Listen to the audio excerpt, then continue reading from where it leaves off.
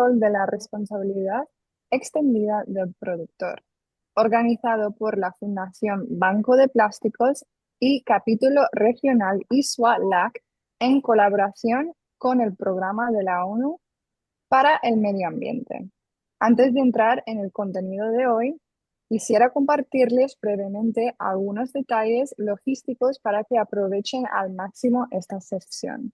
Tendremos una jornada aproximadamente de 1 hora y los invitamos a enviarnos sus dudas a través del módulo de preguntas y respuestas en cualquier momento. Por favor, no olviden especificar a qué panelista va a dirigir su consulta para que ellos puedan ir respondiendo por este medio. Adicionalmente, les informamos que la sesión está siendo grabada. Al finalizar, recibirán en sus correos electrónicos tanto la grabación como las presentaciones de nuestros expertos.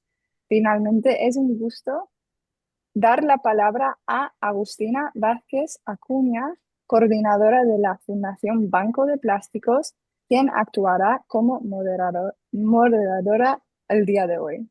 Gracias.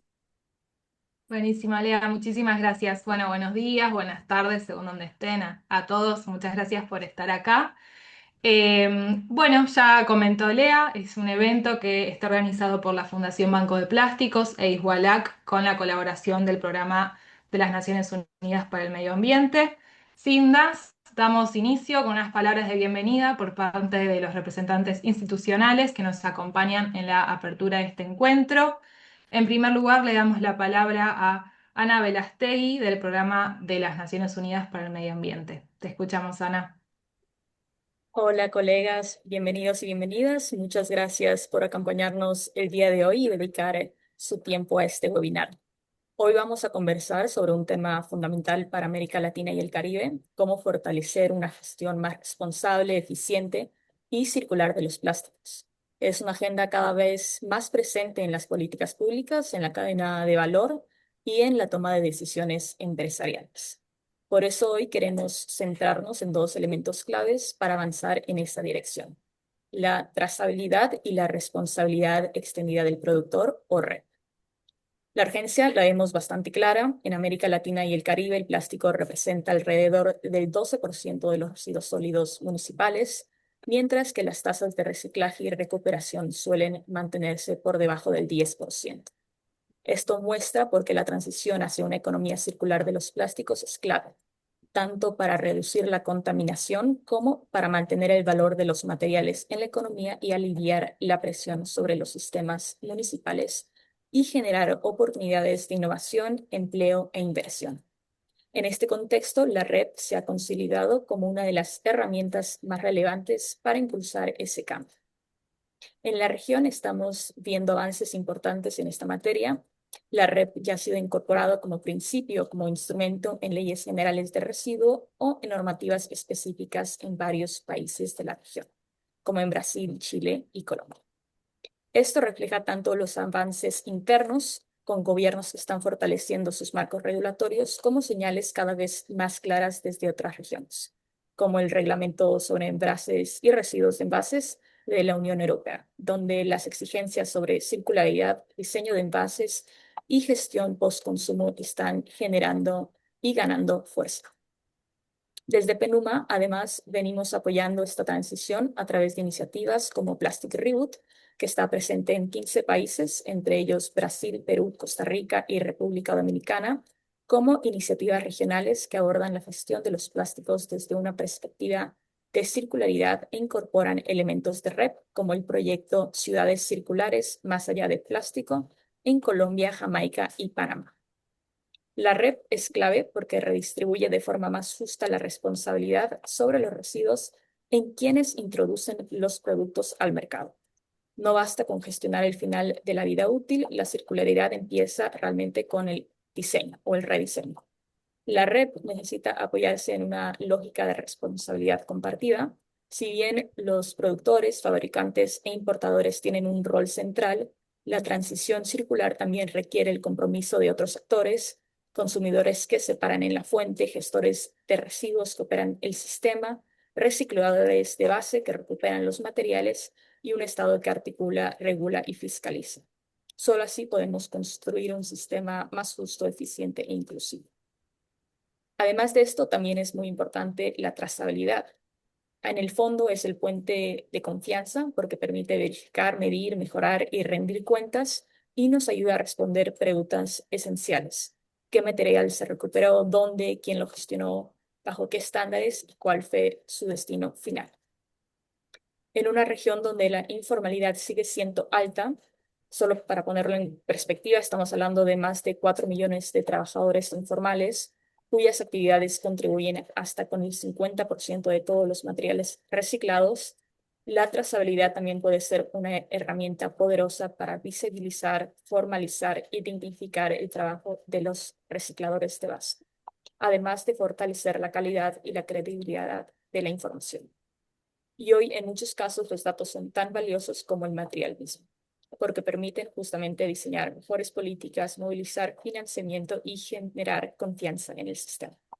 Con eso cedo la palabra nuevamente para Agustina. Buenísimo, muchas gracias, Ana. Ahora le damos la palabra a Marcelo Rosso, que es representante del capítulo regional Igualac. Muchas gracias, Agustina. Buenos días para todos los presentes. Como representante del capítulo regional para América Latina y el Caribe de Igualac, es un honor realmente compartir esta nueva webinar con ustedes, con el acompañamiento del Banco de Plástico en esta oportunidad. Y con el apoyo permanente de Penuma, Jordi Pon y todo su equipo, Ana, que siempre nos acompañan en el desarrollo de estas webinars prácticamente mensual, y contando con un montón de panelistas a los cuales conozco hace muchos años, y son amigos realmente del tema. Bueno, yendo al tema específico, ustedes saben que la gestión de plástico se ha convertido en los últimos ya varios años en uno de los desafíos fundamentales y más urgentes en cuanto a la agenda ambiental. Ana ya nos compartió algunos datos relacionados con la producción de plástico, con lo cual no voy a profundizar en eso, pero saben perfectamente que gran parte de esos plásticos generados dentro de los residuos sólidos domiciliarios son inapropiadamente gestionados, ni hablar de lo inapropiado de la gestión en general de los residuos domiciliarios, que sabemos que hasta alcanza un 38% inadecuadamente gestionados. Y esta mala gestión de los residuos en general y de los plásticos en particular contribuye a lo que se conoce como la triple crisis planetaria, ¿no? Desde el punto de vista del cambio climático, la contaminación, la pérdida de biodiversidad y ni que hablar toda la problemática de los plásticos en los océanos, que en gran medida ese material plástico llega a los océanos fundamentalmente por una inadecuada gestión de estos residuos, ¿no? Entonces, frente a este escenario, avanzar en sistemas de ley de responsabilidad extendida o compartida de los productores es una opción sumamente necesaria. Afortunadamente, varios países de la región ya cuentan con una ley de responsabilidad extendida. Desafortunadamente, hasta el momento Argentina no lo tiene. Esa es una gran deuda que tenemos. Creo que Consuelo nos va a profundizar un poco en la situación en la cual nos encontramos. Y bueno, entonces avanzar en todo lo que sería la trazabilidad de todos los plásticos y demás es algo absolutamente necesario y fundamental. Así que para no quitarle tiempo a los panelistas, nuevamente mi agradecimiento por estar aquí presentes, a todos los que están viendo en línea y a los que van a ver luego fuera de línea. Muchas gracias, Agustina, te cedo la palabra. Muchas gracias, Marcelo. Por último, nos dio unas palabras Carlos Briones, que es el presidente de la Fundación Banco de Plásticos. Te escuchamos, Carlos. Bueno, buenos días a todos, muchas gracias por estar. Para no repetir mucho lo de Miguel y lo de Marcelo, solamente agradecerles que estén y vamos a tratar sobre el tema de la trazabilidad tan importante de la gestión de los plásticos. Se va a hablar algo también del tema de los bonos y cómo ayudan los bonos a este tipo de gestión y la necesidad imperante de que exista una ley de responsabilidad extendida del productor. Dejamos, no vamos a tener mucho tiempo, así que les dejo la palabra a todos para que avancen de la mejor manera. Gracias. Genial, Carlos, muchas gracias. Gracias a los tres por sus palabras. Ahora sí damos comienzo al panel con nuestro primer orador, que es Gustavo Protomastro, quien es licenciado en Ciencias Biológicas de la UBA y presenta un máster en Ingeniería y Gestión Ambiental de la UPC Barcelona. Fue director de residuos de la Subsecretaría de Ambiente de Nación. Es profesor en carreras de grado y posgrado en ARS, FIUBA, UNSAM y UCA y especializado en gestión de residuos sólidos y peligrosos, valorización energética de biosólidos y lodos de plantas depuradoras. Gustavo, adelante.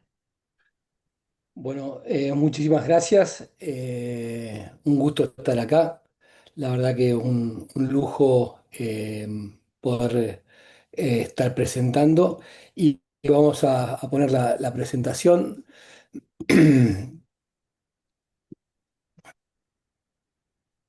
A ver, un segundito, compartir.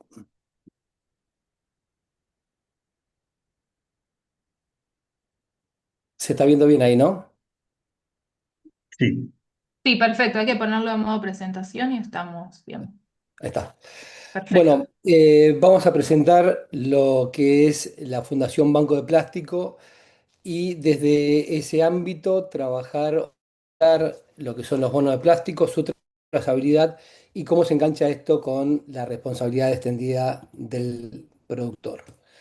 ¿Qué es el Banco de Plástico? Es una organización multisectorial, no gubernamental, sin fines de lucro, que tiene por misión principal lograr un ecosistema de plástico neutro. Fue pionera en el desarrollo de los primeros bonos de plástico. Vamos a dar una breve explicación de qué se tratan, pero básicamente esta búsqueda del ecosistema de plástico neutro es el trabajo para compensar la huella plástico a través de proyectos de reciclado y revalorización de los plásticos. Como fundación también trabaja en el asesoramiento técnico y estratégico para promover soluciones de ecosistemas o ambientes sostenibles en cuanto a su relación con el ciclo de vida de los plásticos y impulsar este mercado de los bonos plásticos. Como alianzas estratégicas, la Fundación Banco de Plástico trabaja con Plapiki del ecosistema INTI, con el Ministerio de Ambiente Circular, de Ambiente y Economía Circular de Córdoba, CARPLAS, la plataforma Plastic Credit Exchange, donde se presentan la mayor parte de los bonos generados por proyectos argentinos, y además es parte de la Asociación de Residuos Sólidos, EISGUA, y tiene alianzas con Sinergia Circular y CABEA. ¿Cuál es la situación de los plásticos hoy en Argentina? Lo que es el consumo, esto es la producción nacional más la importación, o sea, no incluimos en esto la producción nacional que se exporta, ronda 1.400.000 toneladas por año. De ese 1.400.000 toneladas, 1.500.000, el 17% tiene un recupero mecánico, o sea, se recupera a través de cooperativas, de plantas municipales, de organizaciones privadas y se procesa con una selección de los materiales, se muele, se lava y se vuelve a usar como insumo de nuevo proceso productivo. Y después, a través de lo que es la valorización energética, hay una parte que es consumido por hornos cementeros en distintos puntos del país, con plantas específicamente que recuperan tanto residuos peligrosos, diría 48, como los plásticos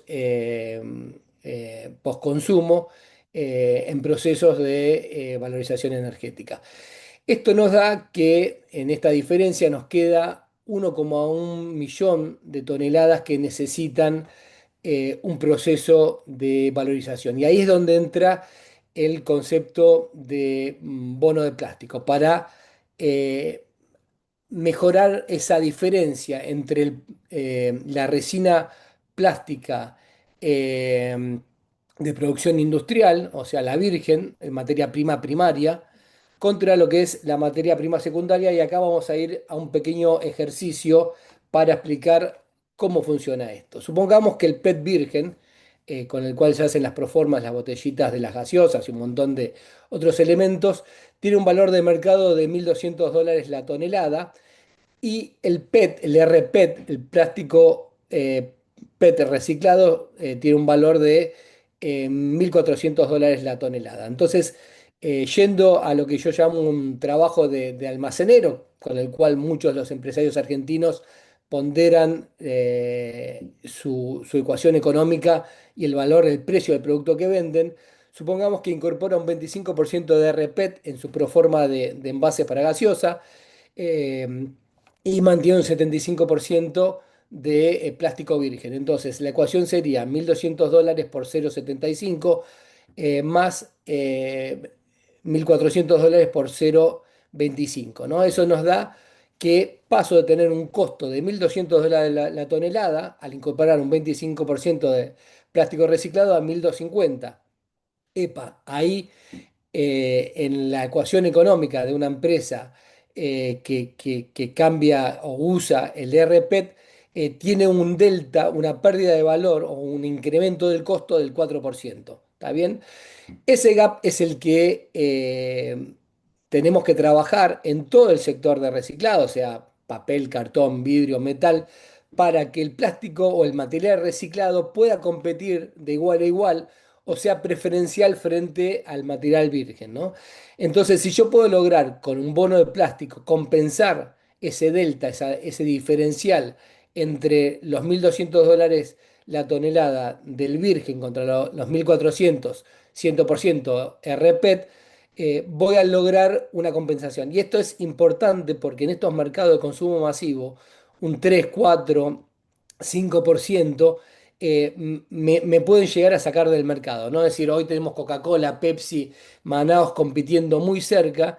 Entonces, poder mejorar el valor al empresario cuando usa un plástico reciclado, cualquier otro insumo reciclado, eso me permitiría ser más competitivo, incorporar y hacer más eh, preferible la incorporación de materia reciclada. Entonces, si yo logro un RPET de 1.100 porque compensé con un bono de plástico que me baja el precio de esa materia prima para el empresario que incorpora este material, ya usar una mezcla de 25% de RPET me tendría un costo de 1.175 frente a los 1.200 de no usarlo. Entonces, hoy, lamentablemente, en la economía es mercado puro.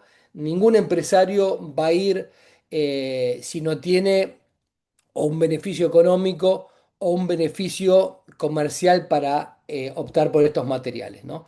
Entonces, ahí está, el bono de plástico es un título que certifica al titular que ha obtenido ese 25% que utiliza en la proforma del PET o el plástico para hacer el paragolpe del auto o para hacer el poste o una viga de una casa, que certifica el origen, de dónde salió ese material. Y eso me genera los bonos. Entonces yo tengo este reciclador que mete en el mercado ese material que puede ser incorporado al 10, 20, 50, 100% como reciclado, y en contraprestación recibe de la empresa que lo va a utilizar un pago por ese material, compensando así ese diferencial de precio y generándole un valor de enorme potencial para impulsar el reciclado. Hoy, a nivel mundial, una pequeña fracción de todo el mar de plásticos que hoy consume el mundo, unas 220.000 toneladas de plástico reciclado, están logrando ser certificadas en distintas partes del mundo, sobre todo lo que es el sudeste asiático, Australia y Sudamérica, y logran esa compensación y están aumentando el consumo. Entonces, el banco se mete en este mercado. ¿Cómo rápidamente, cómo es el proceso de emisión de bonos? O sea, se inicia el contacto de una empresa recicladora, recuperadora de materiales plásticos con la fundación. Ahí empieza un proceso que es fundamental en este mercado, que es la tercera parte independiente que certifica que esa empresa está efectivamente recuperando, está bajando la huella plástica, está trabajando en un esquema de sustentabilidad con sus empleados, con su cadena de valor, con todo lo que importa para darle valor a eso. Y de ahí en más, una vez que ese reciclador pasó el proceso de auditoría, que no lo hace y la van a presentar una empresa después, esa auditoría que tiene que ser independiente, que tiene que cumplir protocolos, se genera ese bono de plástico que sale a la venta. Hoy, por ejemplo, hay otros mercados, otras plataformas, pero tenemos el protocolo internacional de Plastic Credit Exchange, de PCX, que es de público acceso para cualquiera. Hay otras plataformas, pero esta es una con la cual se trabaja en Argentina. Y como auditores independientes, hoy en Argentina está Control Union, está SGS, que cumplen esa función de validar el bono de plástico. Esta plataforma, una vez que validó el origen de ese material, la actividad productiva, la empresa, la recicladora, la cooperativa, que cumple el conjunto de normas para lograr demostrar que ese plástico fue efectivamente recuperado, reciclado en las condiciones de trabajo, los vínculos laborales, el pago de impuestos, la no contaminación ambiental, eso entra en el mercado y ahí el resto de las personas pueden lograr comprar una empresa de anteojos de plástico, de paragolpes de autos, de envases, pueden certificar. El primer caso exitoso en Argentina lo hicimos con la Fundación Banco de Plástico y Cabelma, que fue a la isla Toba y Tobita a recuperar desechos de redes, de cajones de la empresa, de la industria pesquera, que lo va tirando, lo va perdiendo, lo va dispersando por el mar. Esto por corriente marítima llegan a una isla que funciona como una trampa natural de todos estos materiales. Fuimos con una empresa pesquera, cargamos las bodegas completas del barco, ese material de camarones, Chubut viajó a Pacheco, a Cabelma Tigre, se procesó, se reformuló para que pueda ser utilizado y generó ese valor agregado del bono de plástico que varias empresas han comprado, ¿no? Entonces, otros casos en Argentina, tenemos el caso Amiplast, que trabaja con el recupero comunitario de polietileno de alta polipropileno, que a diferencia del primer caso que hizo el control, la auditoría Control Union, en este caso trabajó SGS, ya han logrado un método de procesamiento para ese tipo de material y tiene una capacidad anual de 12.000 toneladas, de las cuales 1.200 toneladas métricas están disponibles en los mercados.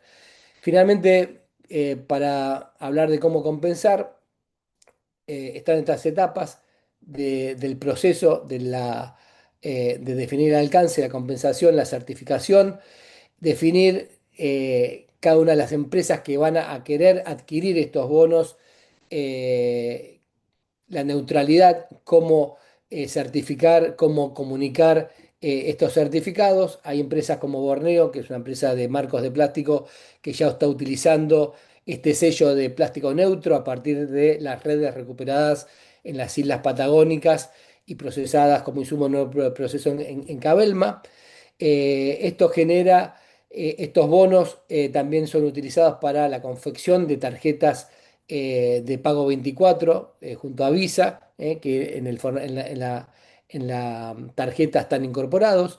Hay un mundo de empresas que hoy ya están muy interesadas en este tipo de bonos a nivel mundial: Coca-Cola, PepsiCo, Mondelez, Starbucks, Royal Canin, que están avanzando fuertemente en esto.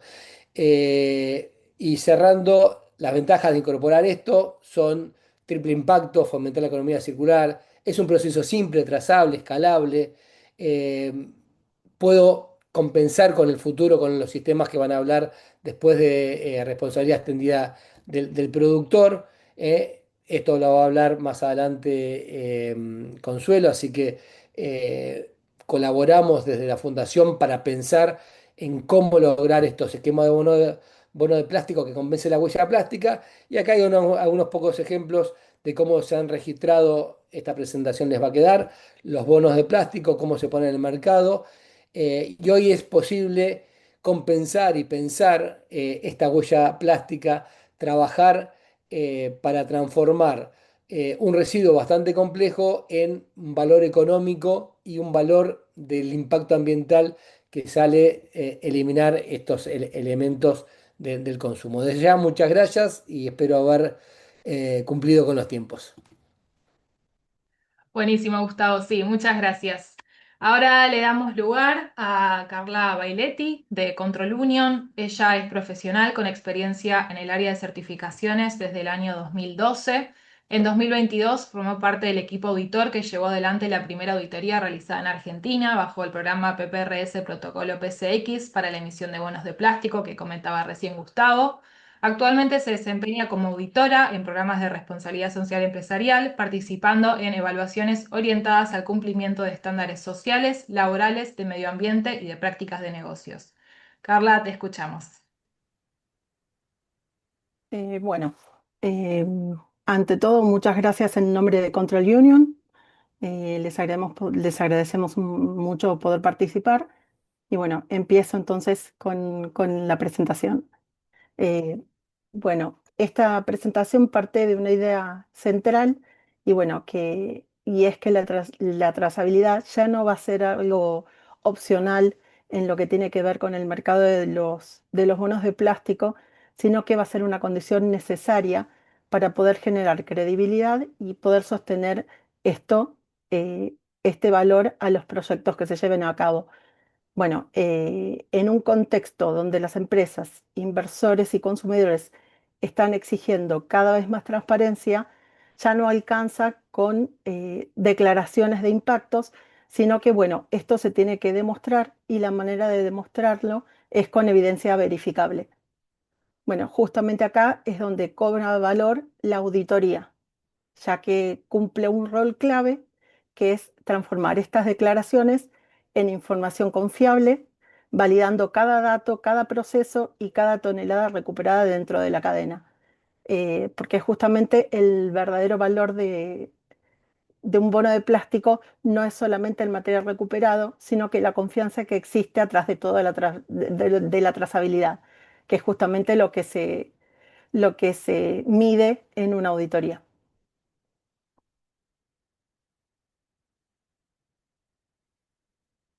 A ver,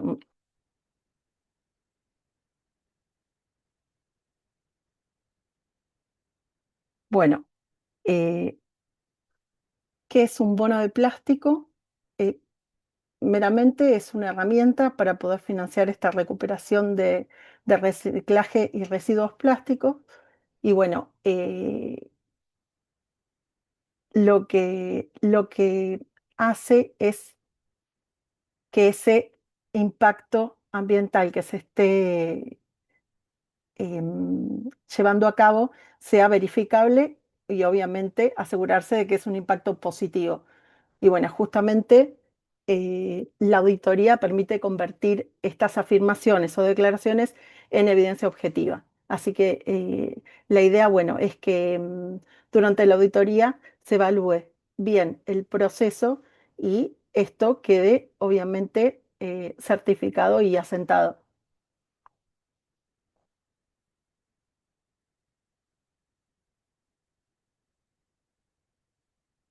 Bueno, en una auditoría, puntualmente lo que se valora son los procesos, el proceso operacional, se evalúa cada, mm, cada parte de este proceso, cómo está llevada a cabo y obviamente si este proceso es consistente.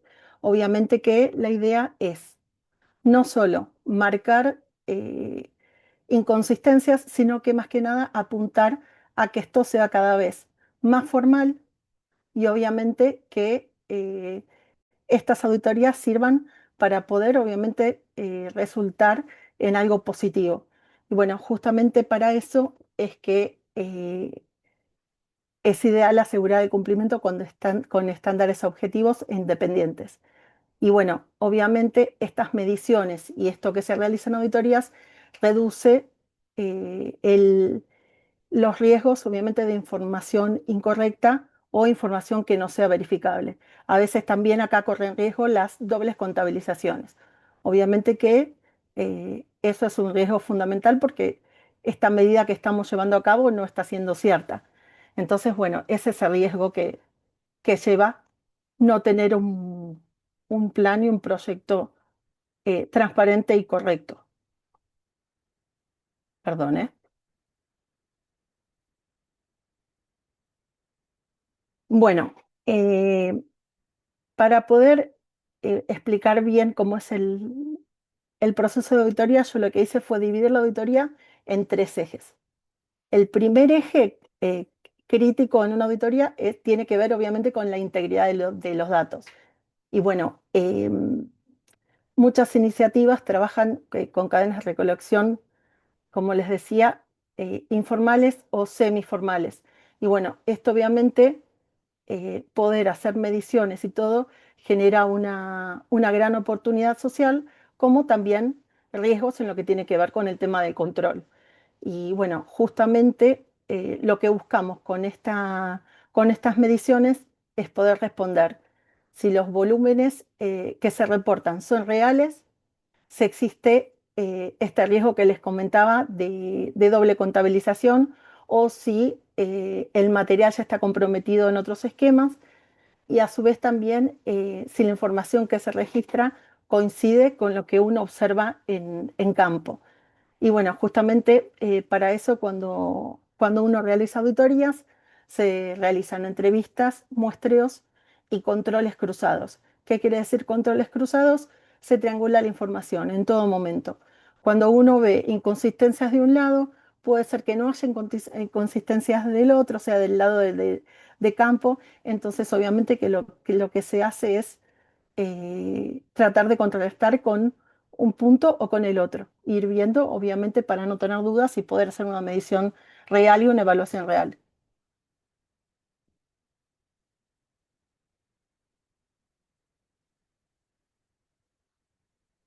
Bueno, eh, el segundo eje crítico se basa puntualmente en lo que es la cadena de custodia. Se refiere esto puntualmente a lo que ocurre con el material desde su recolección hasta su procesamiento final. Y bueno, muchas organizaciones subestiman este nivel de detalle, pero es importante aclarar que no alcanza con tener acuerdos comerciales o certificados aislados, sino que se necesita evidencia consistente, registros de transparencia, pesajes, balances de masa y documentación entre lo que son las partes y coherencia operacional. Por eso, bueno, en una auditoría, cualquier ruptura de lo que tenga que ver con esta trazabilidad va a generar riesgos en la credibilidad del proceso en sí. Por eso, bueno, es importante entender que un bono de plástico no tiene valor únicamente porque lo respalda un documento, sino que porque hay un sistema atrás de proceso que es capaz de demostrar de manera independiente que este impacto ambiental positivo está ocurriendo realmente.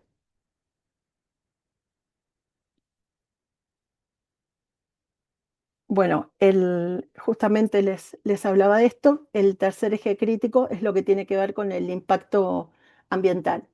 Y bueno, es importante aclarar que este es el aspecto más sensible de este sistema, ya que bueno, lo que es el mercado no compra plástico, sino que lo que compra es impacto ambiental verificable.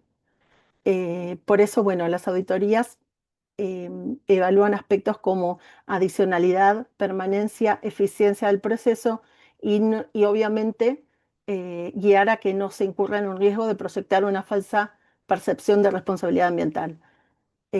Por eso, bueno, con este tipo de control se va a poder responder si ese plástico realmente fue retirado del ambiente, si el proyecto genera un beneficio adicional o simplemente es un material que se desvía de un circuito ya existente, si el reciclaje produce obviamente un impacto positivo y a su vez si hay mecanismos como para evitar, como les decía, la doble contabilidad o para evitar duplicidades o sobreestimaciones.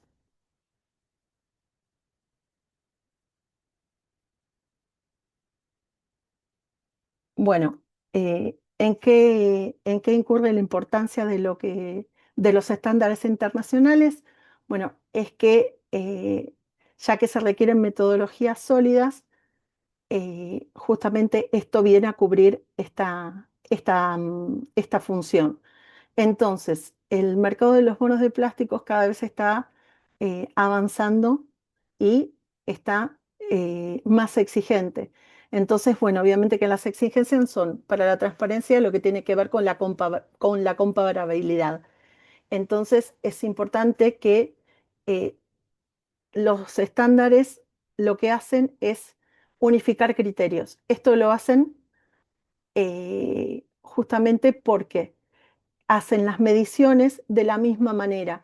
Esto genera un lenguaje compartido y un lenguaje técnico común, lo que hace también que todos también estén informados, bien informados y correctamente informados, compartan las mismas necesidades y bueno, justamente estar medido por esta vara obviamente va a fomentar lo que es la credibilidad hacia inversores o clientes.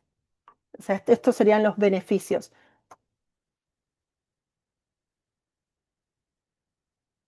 Bueno, es también un aspecto importante que la preparación para la auditoría no tiene que realizarse el mismo día que llega el auditor, ¿sí? Esto es un proceso que tiene que darse todos los días. Lo que es la transparencia tiene que darse puntualmente en lo que es todo el sistema operacional de un lugar. Obviamente tener registros claros y confiables, porque esto es también no solo lo que se va a ver en la auditoría, sino que lo que está sumando información a lo que se ve en el campo cuando se está realizando una auditoría. Y bueno, justamente lo que se nota con muchas auditorías que nosotros realizamos es que a veces las observaciones no surgen por ahí por malicia o con intención ni nada, sino que a veces simplemente surgen por debilidades en lo que tiene que ver con la información en sí, de debilidades en el proceso, más que nada en lo que es el proceso de información y lo que tiene que ver con los registros.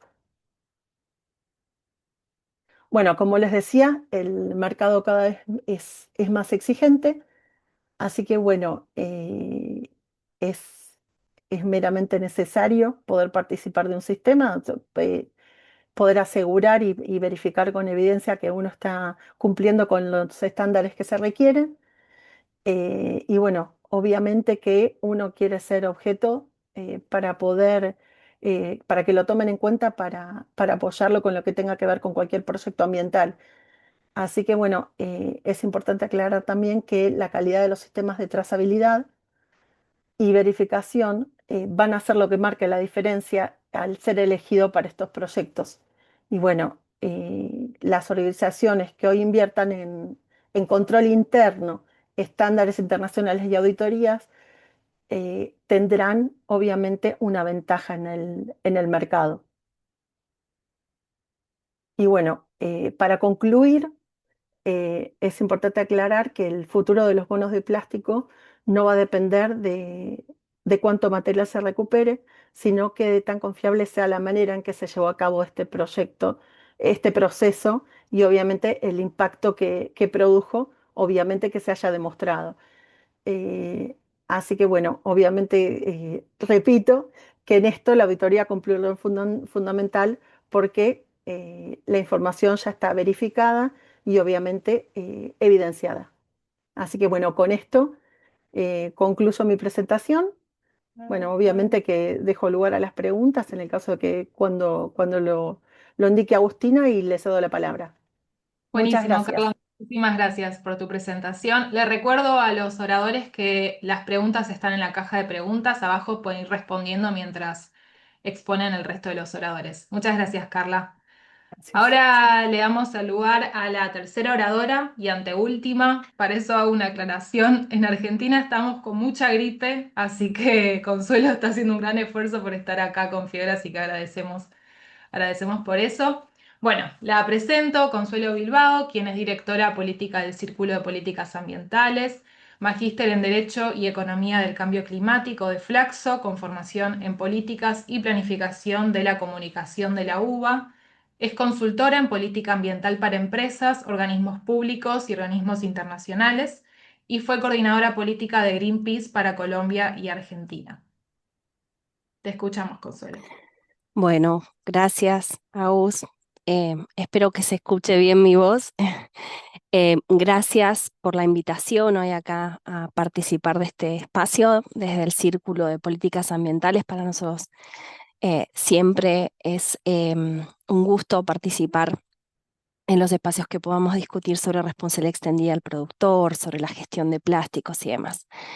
Bueno, un poco voy a empezar haciendo mostrando un poco algunos datos. Esta es una proyección de un informe de Pew, pero que es tomado por Naciones Unidas en las discusiones del 2024 sobre el Acuerdo Global de Plásticos, que bueno, está medio frenado ahora por obviamente todo el marco internacional político en lo que tenga que ver con organismos multilaterales, pero esto está íntimamente vinculado con la responsabilidad extendida al productor, porque en este gráfico podemos ver que no alcanza solo con el reciclado, ni tampoco alcanza únicamente con las medidas preventivas, que si no se hace un esfuerzo en todo el análisis de ciclo de vida completo, son obviamente estimaciones de escenarios, esto para 2024, pero solo contemplando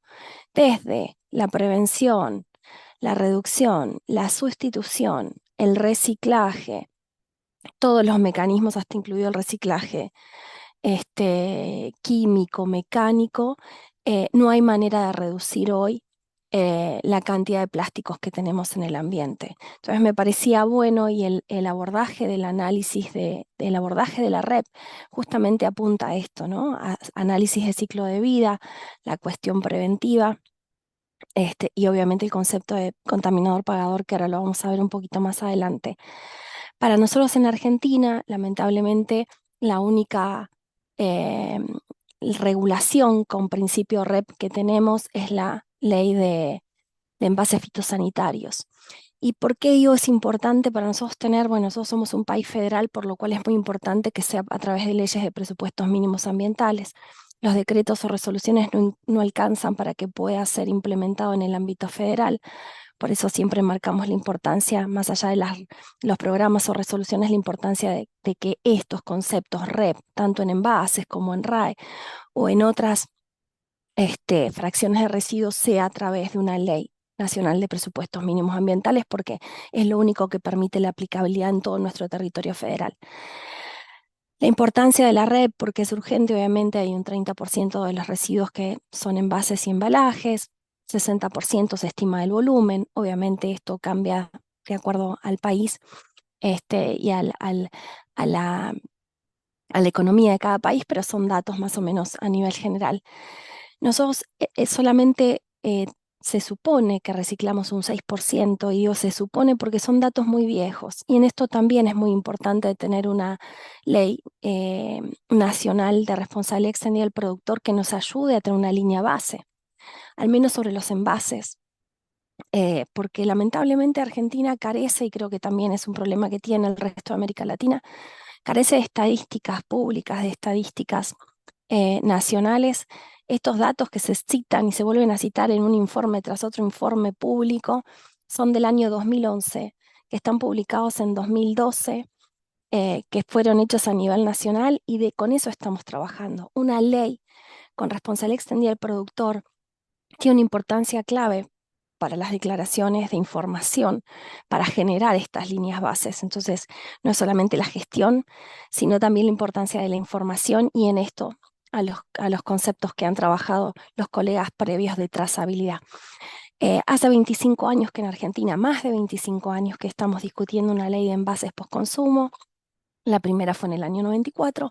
En 2011 empezamos a hablar del concepto de responsabilidad extendida del productor aplicado a envases y embalajes.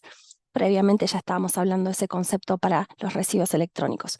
Somos expertos en discusión, pero no hemos avanzado en normas de presupuesto mínimos nacionales con REP en en varias corrientes, pues tampoco tenemos en pilas, tampoco tenemos en neumáticos.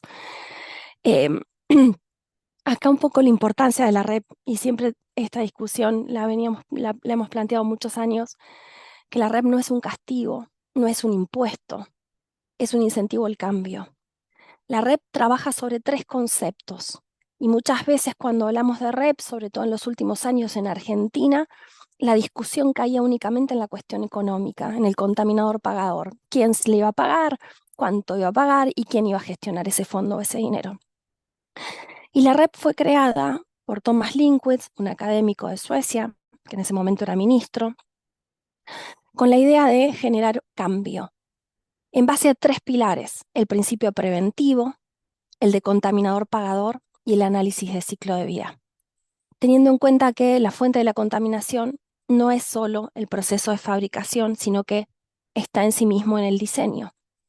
Entonces, si uno logra, a través de contaminador-pagador, de incluir, de internalizar los costos del pasivo ambiental de todos esos residuos dentro de la cadena productiva a través de un análisis de ciclo de vida completo, se estaban generando estímulos, incentivos económicos para que el productor tenga que prevenir y generar menos residuos.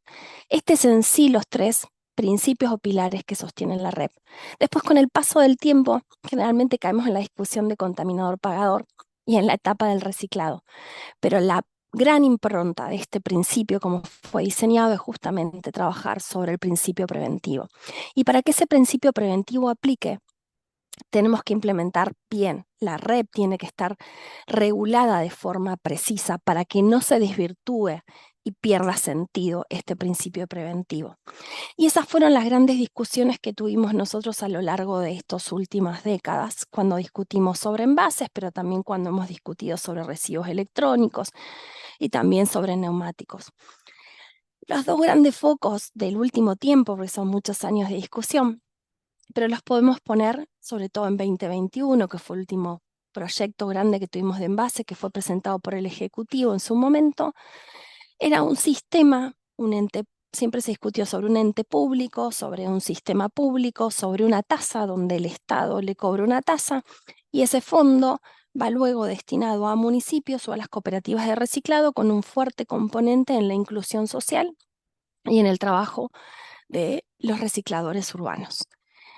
El otro, el otro foco que siempre se estuvo discutiendo y que alcanzó buenos proyectos muy técnicos, con mucha discusión, que fueron en 2015, que después también logramos tener algunos despachos interesantes que nunca pasaron a ser ni media sanción, pero que tenía que ver con los sistemas privados, que es como se utiliza mayormente en el mundo, con sistemas que incluyan una ecomodulación, que es básicamente a través de una contribución dineraria, un aporte que hace la empresa o el envasador por ese producto que pone en el mercado, que va a un fondo administrado, a un fideicomiso,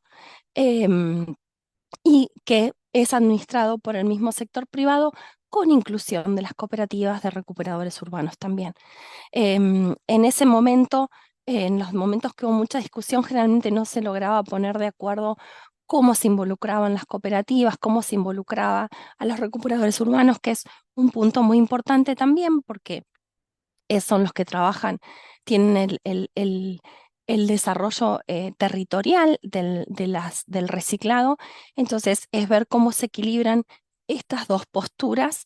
Lo que sí está claro, que cuando discutíamos los sistemas de tasa, la tasa diluye la REP, porque la tasa es un costo fijo que cobra el Estado a una envasadora o a una empresa, donde no se le permite, al ser un costo fijo y al ser gestionado por otro tercero que no tenga directamente poder sobre ese sistema de gestión, pierde cualquier tipo de incentivo de mejorar ese sistema de gestión, de generar algún tipo de mejora en el diseño y demás, porque depende de un tercero. Y a su vez también estos sistemas de ente público muchas veces no, pero en los últimos proyectos se solapaba el regulador con el regulado, porque las metas en los sistemas, por ejemplo, de tasa, la meta la tenía el municipio y era el mismo Estado el que se tenía que autocontrolar con el cumplimiento de las metas. Por eso nosotros insistimos, y que es un poco lo que se acerca más al principio de responsabilidad extendida al productor, que es este principio de la OCDE, donde la responsabilidad económica debe estar claramente sobre el productor, que el productor tiene que ser el envasador. También el envasador no es en la gestión de los envases de manera caprichosa, sino que la responsabilidad del productor tiene que recaer sobre el actor que tiene mayor influencia sobre toda esa cadena de valor. Y es importante que sea el envasador porque es el que define toda esa cadena de valor, porque es el que define en definitiva si ese envase va a tener componente de PCR, si ese envase va a ser con monomateriales, si ese envase va a ser triple enaminado, si en vez de hacer, no sé, una copita de plástico con 3 envases más por ejemplo, para un envase de agua, o si va a ser una botella, digamos.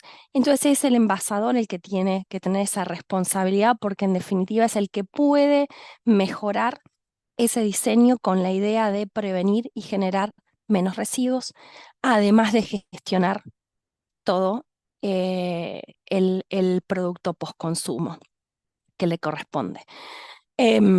Por eso es clave que sea una contribución dineraria que la haga el privado a un fondo que pueda gestionarlo el mismo privado para que pueda manejarse con los costos netos reales de ese sistema de gestión, para que justamente ahí haya incentivo de mejoro la gestión, mejoro el reciclado, disminuyo por ahí la cantidad de toneladas de gramaje que tengo para gestionar y voy también disminuyendo la cantidad de residuos que genero. Eso es como la clave de que debe contemplar el enfoque REP en una ley. Nosotros a esta altura estamos acá hice en 3 escenarios, ¿no? En Argentina de los posibles escenarios regulatorios. Hoy creo que estamos más cerca de tener una ley REP robusta. Cuando hablo robusta, hablo de esto, que esté claramente definido la responsabilidad extendida del productor, que es la física, la legal, económica, en un solo actor, porque también generalmente cuando hablamos de responsabilidad extendida y compartida, es claro que todos los actores de la cadena tienen que tener responsabilidades compartidas, pero a la hora de definir la responsabilidad física y económica, tiene que estar en manos claramente de un actor, que es ese actor que ingresa toda la cantidad de materiales al mercado, que en este caso siempre nos referimos al envasador, porque muchas veces se discutía si era el fabricante del envase o el envasador. Creo que esas discusiones ya hemos logrado avanzar y me parece que está claro acá en Argentina que tiene que ser el envasador el responsable. Las últimas semanas apareció buenas noticias donde el sector junto con una cantidad de cámaras, el sector industrial están pidiendo por una ley REP después de 25 años, donde el sector también fue muy resistente a avanzar en esta ley. Ahora están promoviendo y pidiendo que se trate y se sancione una ley. Imagino que eso y que sea una ley de presupuestos mínimos ambientales, porque si continúa este status quo, hay una proliferación de tasas municipales que aparecen por ahí que juegan en contra de lo que sería una ley que organice formalmente todo el sistema de gestión, sobre todo de no solamente de envases, también de neumáticos, de pilas y baterías. Pero bueno, ahora creo que estamos en una situación de por ahí se podría avanzar. El tema de la tasa ha pasado ya a un escenario que en su momento en 2021 tuvo bastante relevancia porque era el esquema promovido por el Ejecutivo de tener una tasa ambiental donde el Estado cobrara esa tasa y después lo distribuyera entre municipios y cooperativas de recicladores. Creo que en este momento político en nuestro país no hay margen para esa discusión, pero sí es interesante un planteo que hacía el sector de las cooperativas en su momento, que esta tasa pudiera ser incluida dentro de una norma para aquellos que no quisieran o no presentaran un sistema de gestión privado, entonces para ese remanente que no cumple o que no se pone a regla o que no presenta un plan de gestión dentro de un marco normativo, pudiera tener tasa, que es un sistema interesante. Pero estos serían más o menos los tres escenarios en los que estamos hoy. Esperemos que este año podamos avanzar porque hay una fuerte impronta del sector industrial privado para avanzar en una ley. ¿Qué debe tener una ley? Porque obviamente ahora nos ponemos de acuerdo que necesitamos una ley de presupuestos mínimos ambientales, pero es Consuelo, clave. perdón, Sí, estamos a 15 minutos. Si podés ir dale, cerrando. Dale, vamos gracias. cerrando. Acá solamente algunos puntos de lo que necesita tener una ley de, mm, de REP en la Argentina. Bueno, una REP clara, un sujeto obligado único, un sistema de gestión en lo posible privado que incluya un sistema de depósito de evaluación y retorno y, bueno, incentivos circulares. Creo que es la base que tenemos que tener, ecomodulación de tarifas, que podamos cobrar más por el envase este, que no tiene condiciones factibles de reciclabilidad o condiciones económicas que incluyan PCR, exención del IVA. Un poco Gustavo comentaba sobre algunas cuestiones que tenemos que tener de mayor competitividad a la materia reciclada sobre la virgen. Y acá les dejo por último, ya para cerrar, algunas referencias de lo que hablaban hoy de los bonos o la certificación. Por ejemplo, el sistema de Reino Unido, lo hago bien breve, ya desde hace varios años que trabaja con un sistema de certificación. Antes era de compra y venta de estos certificados de manera de acuerdo al mercado. A partir del año pasado que modificaron e incluyeron la ecomodulación, hay una tarifa que la va definiendo eh, en sí el administrador del sistema con el gobierno, digamos que ya no está en libre mercado, pero es un buen ejemplo para ver, después que haga la presentación, de cómo convive la REP a través de un sistema de certificación, ¿no? De cómo se implementan ambos sistemas. Agradezco por el tiempo y perdón si me extendí mucho. No, no pasa nada. Millones de gracias, Consuelo. Y más, estando así, te agradecemos muchísimo haber participado nuevamente en nuestros webinars. Bueno, ahora vamos al último panelista, que es Miguel Lo Supone, quien es magíster en gestión ambiental metropolitana de la UBA, especialista en residuos, economía circular y políticas ambientales, con formación académica en Argentina y Canadá y experiencia en organismos públicos, universidades y gestión ambiental estratégica. Actualmente representa empresas brasileras líderes en gestión de residuos y trabaja en el lanzamiento del sello Yo Reciclo en la República Argentina. Te escuchamos, Miguel. Hola, ¿me escuchan bien ahí? Perfecto, ¿Pueden ver la presentación también? todo perfecto, gracias. Bueno, muy bien. Bueno, vamos a iniciar. Primero que nada, te agradezco mucho, Agustina, y quiero agradecer a todos y todas los que participan de esta charla y a los que nos están viendo en sus respectivos lugares. Eh, Rápidamente, yo sé que tenemos poco tiempo, quiero decir, tengo mucha suerte de haber tenido a Consuelo hablando antes de mí porque explicó claramente cuál es la situación de la REP y cuál es la situación de la Argentina. Y cuando analizamos la situación de la Argentina, es interesantísimo ver cómo les está yendo y qué están haciendo nuestros vecinos. Por ejemplo, Chile tiene una ley de economía circular que va más allá de la REP, Uruguay, Perú, Colombia y Brasil. Brasil, que es el caso que voy a desarrollarles hoy, es una experiencia que ya tiene 15, casi 16 años, ¿no?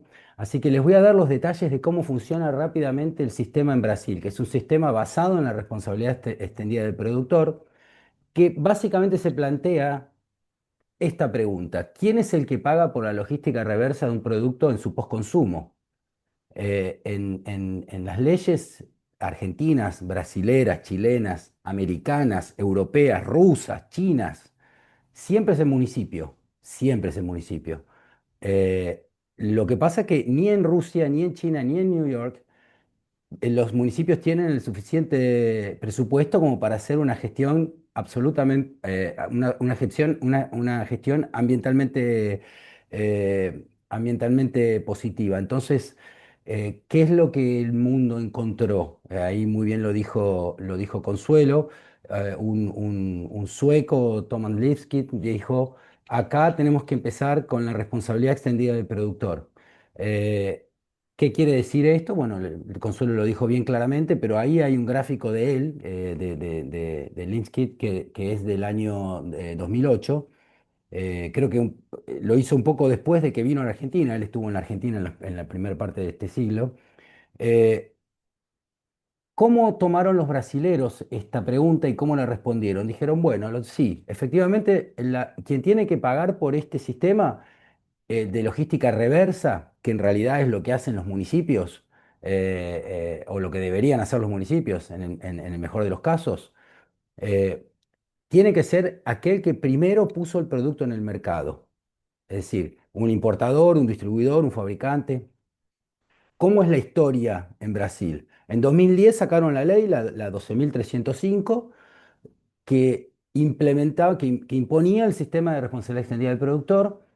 Tardaron muchos años para reglamentar esto. Esto recién se reglamenta, esta ley, 10 años después, en el 2020, por un decreto del presidente Jair Bolsonaro, que impone un sistema que es muy similar al sistema actual, que el gobierno Lula lo modificó en parte, pero básicamente es el mismo sistema que comienza con Bolsonaro. Pero ¿qué pasó en eso? ¿Qué pasó en esos 10 años, del 2010 al 2020? La industria empezó voluntariamente a aplicar la ley.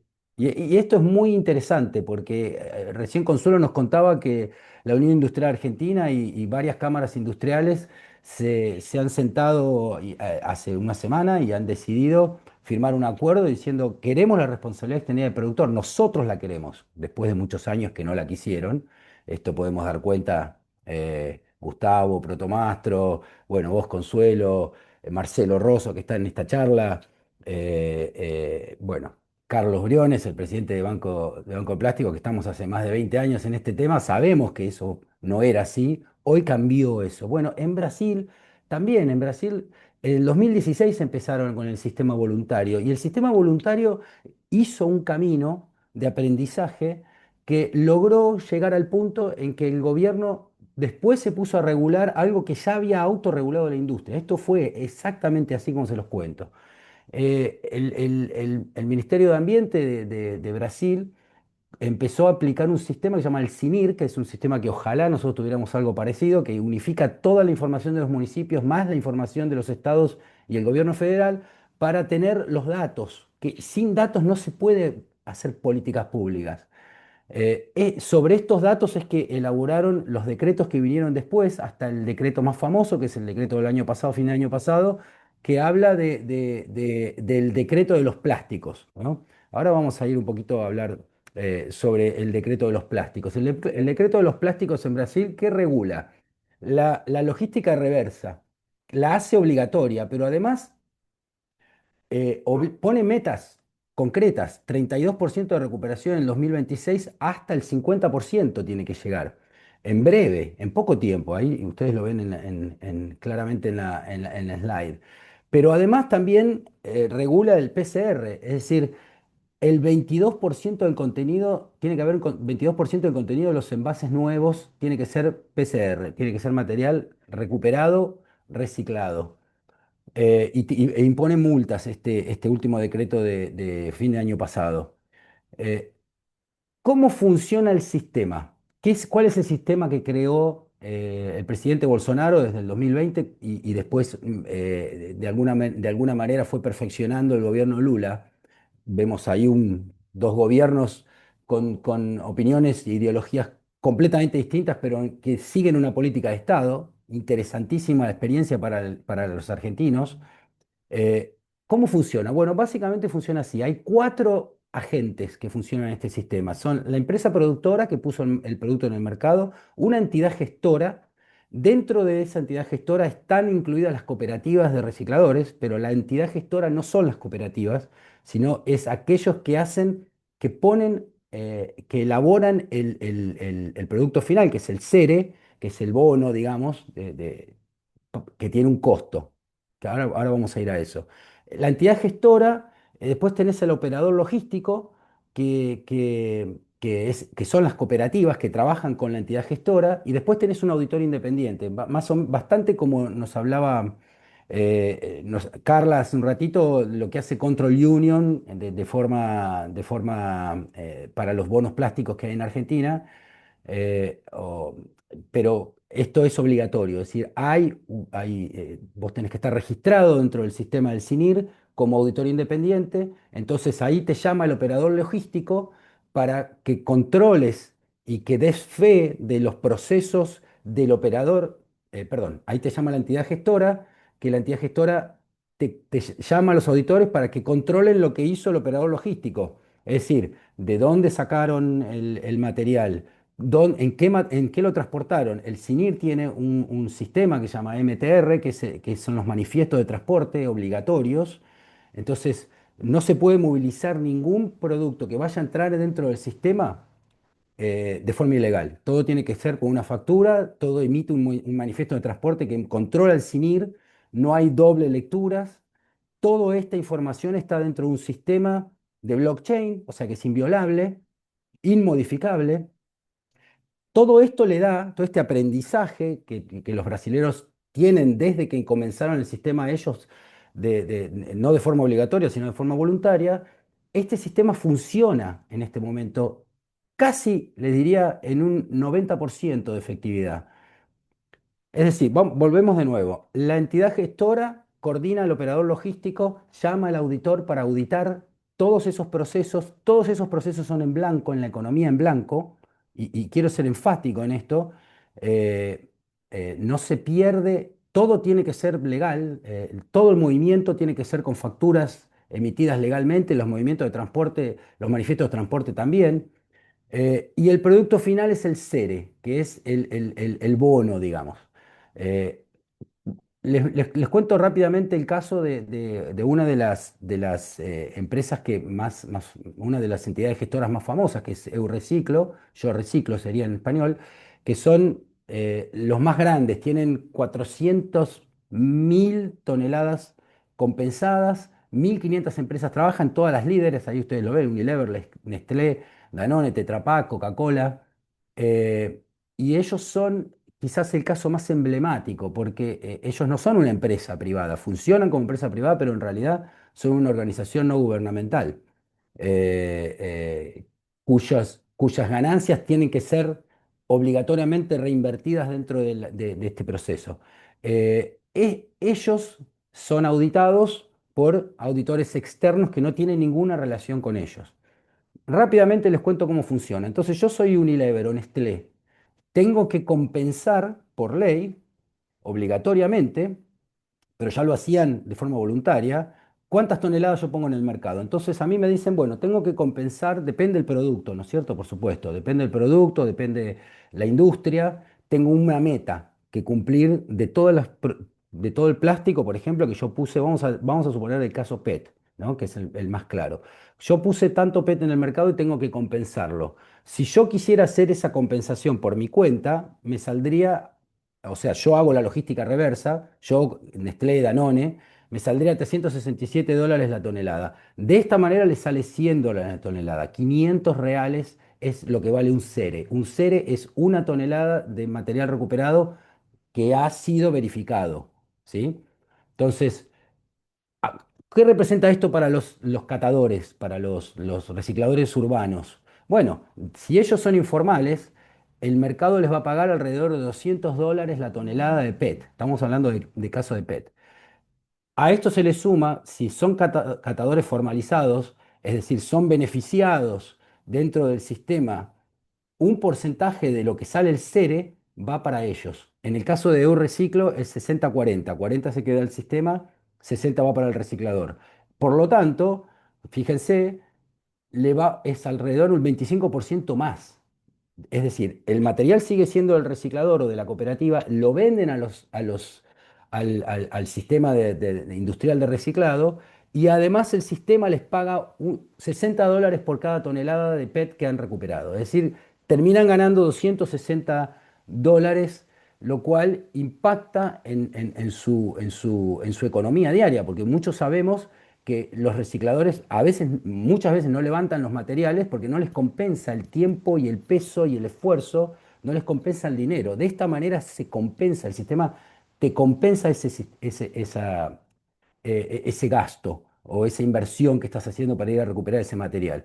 Rápidamente, el caso emblemático es la ciudad de San Pablo, 18.000 toneladas diarias, nosotros tenemos 15.000 en Buenos Aires, ellos tienen 18.000, 22 millones de personas viven allá, 700.000 empresas registradas y el tiempo administrativo se ha reducido notablemente. Ustedes vean cómo han ido cumpliendo sus metas. De manera que, ¿cómo funciona el sistema entonces? Vos tenés un mercado que es el mercado nuevo, que es el mercado de la REP, y tenés el mercado como funcionaba antes. Y ahí ustedes pueden ver claramente cuáles son las diferencias de gano. Gana la empresa que puso el mercado, el producto, porque le sale mucho menos que salir a hacerlo ellos. Ganan las cooperativas porque las cooperativas, además de tener un ingreso extra, forman parte del sistema, por lo tanto el sistema les financia a un bajísimo costo todo lo que es infraestructura, las prensas, los camiones, todo eso, el sistema que tiene una ganancia de dinero, le financia toda la infraestructura, o sea que ya no son las cooperativas. En el caso, por ejemplo, de Fortaleza, los cooperativistas, los catadores, tienen bicicletas eléctricas con un carro que van llevando, eso se lo paga el sistema, que van llevando el material para reciclar. O sea, ustedes fíjense cómo han avanzado y a dónde han llegado con formalización y en comparación con cómo era el sistema sin formalización. Así que, bueno, no quiero explayarme mucho porque vamos a ver si tenemos tiempo para responder respuestas. Vos decime, Agustina, cómo estoy con el tiempo. Em, Sí, ya podemos ir cerrando, Miguel. De todas formas, las preguntas se fueron respondiendo por el chat y si no, también podemos dejar tu contacto o el de Banco de Plásticos. absolutamente, Pero igual, si querés hacer absolutamente. un cierre tranquilo y ya cerramos el webinar. Bueno, básicamente para acá está claro, ¿no? Cuál es la situación, el diagnóstico Argentina, cuáles son las lecciones que podemos aprender de Brasil. Yo no estoy diciendo que es un sistema perfecto, pero sí es un sistema que ha respondido el problema de la logística reversa y que ha puesto hincapié en los controles de información, en los controles financieros, en los controles impositivos, en los controles de transporte. Y todo ese sistema de control ha armado un montón de información trazable que sirve para las políticas públicas y sirve para mejorar el sistema y la eficacia del sistema. Como muy bien dijo, y aquí ya termino, eh, como muy bien nos dijo Consuelo, eh, el sistema REP no es otra cosa que un incentivo al cambio. ¿Y qué es lo que ha logrado este sistema en la industria privada, en los productores por ejemplo, en Coca-Cola? Mejorar hacer más eficientes sus sistemas, no solo logísticos, sino sus productos, tener más material reciclado, trabajar más con productos que no son descartables, que son reutilizables. Ha vuelto la botella de vidrio al mercado brasilero que tiene logística inversa, también hecha por la propia empresa que la pone en el mercado. Entonces, fíjense cómo todo este sistema tiene varios efectos virtuosos. Así que bueno, termino acá. Muchas gracias, Miguel. Muy interesante el caso brasilero. Muchísimas gracias. Gracias a todos los oradores. Y ahora sí, damos cierre. Recuerdo que si tienen otras preguntas, vi que escribieron un montón, así que muchas gracias por el interés.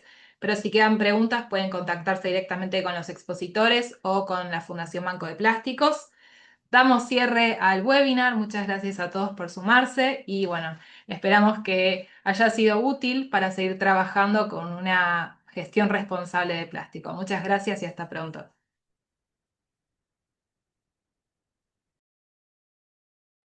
Gracias.